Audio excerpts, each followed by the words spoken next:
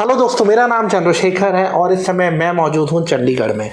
मेरा चंडीगढ़ आने का पर्पस है अपने एक क्लाइंट से मिलना जो अब मेरी फ्रेंड भी हैं और मेरे साथ बैठी हैं वीनत। वीनत, आप कैसी हैं बताइए प्लीज़। बहुत बढ़िया Chandra, I am so happy to see you after so many years. या in fact we have been in touch. हम शायद 2019 से बातचीत कर रहे हैं।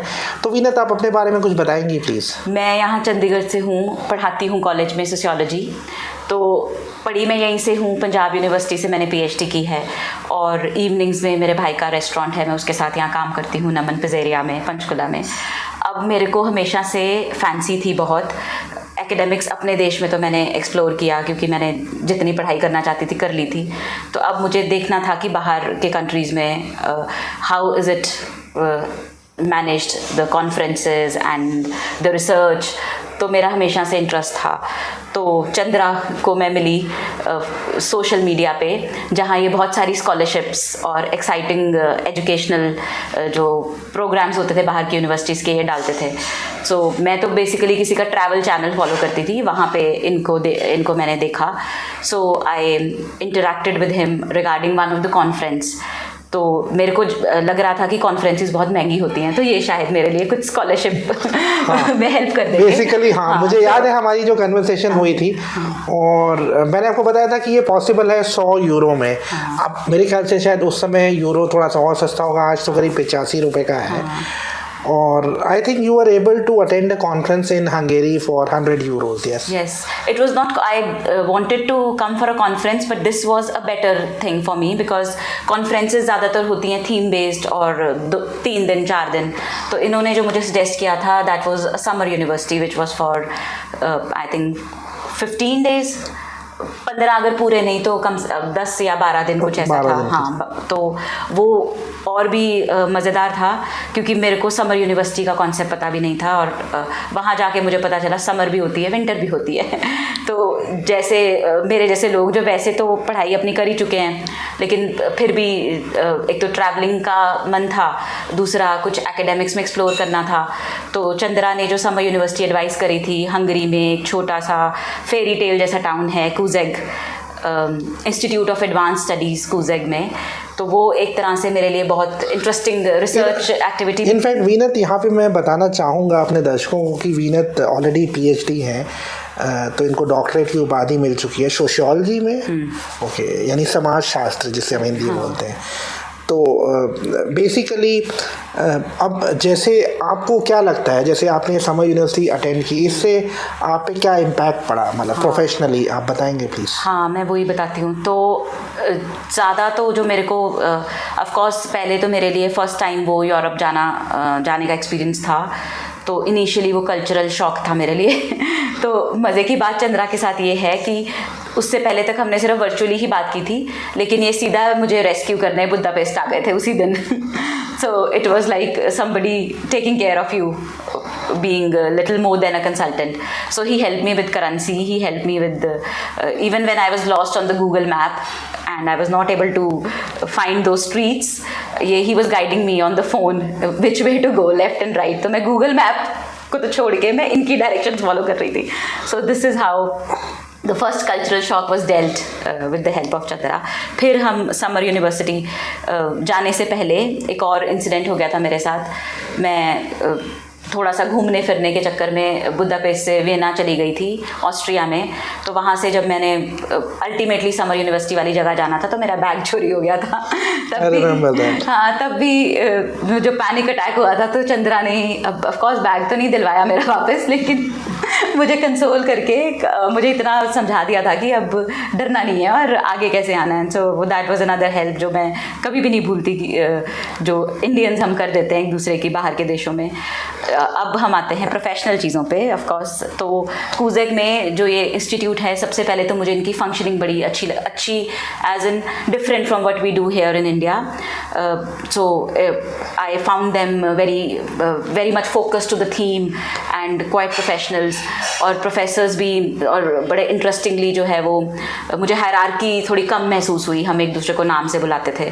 तो इस तरह की मैंने जो एकेडमिक एक्टिविटी जिसमें फॉर्मेलिटी, आई मीन थीम को लेके तो बड़े फॉर्मल थे, लेकिन जो इंटरेक्शन है वो सारी चीज़ें मुझे ऐसे लगती थी कि there was no gap between the students like me and then the ones who were conducting, so that was good.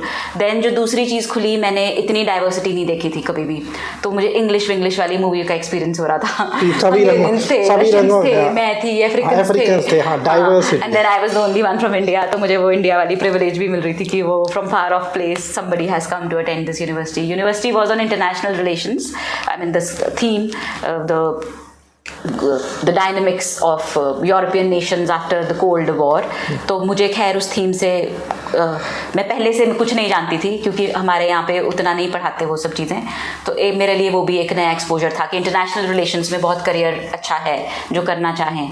तो मैंने तो जो अपनी डेथ स्टडीज़ को ही किसी तरह से मिक्स कर दिया था उनके कल्चरल सब्जेक्ट्स के साथ। दूसरी चीज़ जो उनकी इंटरेस्टिंग थी, इंटरैक्टिव थी ये summer university, was not one sided, हमें लेक्चर्स देके नहीं छोड़ देते थे, हमें एंगेज करते थे, ग्रुप एक्टिविटीज़ होती थी, हमें ऑन द स्पॉट जो है टीम्स बना के काम करना होता था, सोल्यूशंस देने होते थे। अच्छा वीनत, एक और चीज़ मैं यहाँ पर पूछना चाहूँगा, जैसे जब तक आप हंगेरी गए नहीं थे, आपका क्या एक्चुअली क्या हंगेरी का एक मजाक है कि जी भूखे लोग हैं, नहीं आपका क्या परसेप्शन क्या था आपका? मुझे तो मज़ेदार ये लगा कि मुझे हंगरी पहुंचते ही एक तो सबसे इंटरेस्टिंग चीज़ें ये थी कि महंगा नहीं लगा मुझे नहीं तो जो मेरी परसेप्शन थी कि यूरोज में जाके खर्चा करना पड़ेगा, लेकिन हंगरी वाज वन प्लेस जहाँ पे रुपी एंड क्या आप आई गए, तो मेरी थोड़ी करेंसी भी बची हुई है, ले जाना वो आपको ही देनी है, मैंने वो बची हुई है अभी तक,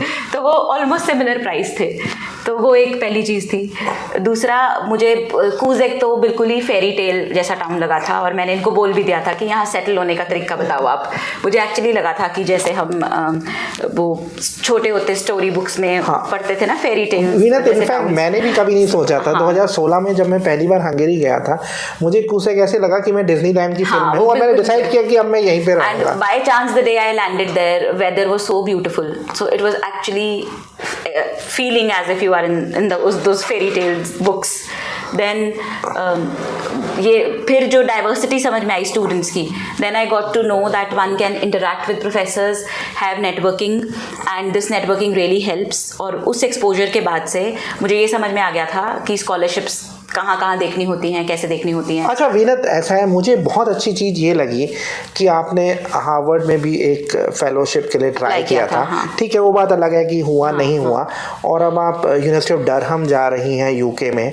अभी आप अपने वीज़ा का वेट कर रही हैं और वो भी हो जाएगा। तो आपको क्या लगता है कि जैसे मतलब आपको जैसे ये जो अपॉर्चुनिटी थी, has it open doors for you? To some extent, yes, because of course I did not pursue anything in international relations after that, because that is not my area.